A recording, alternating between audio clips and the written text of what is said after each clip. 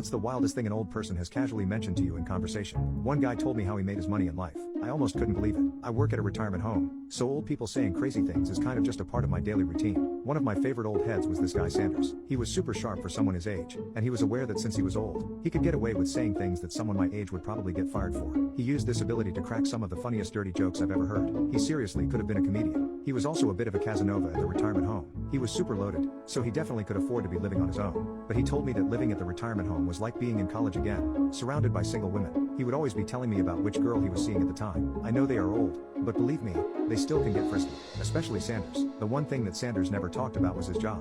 He didn't really have any family visiting or anything.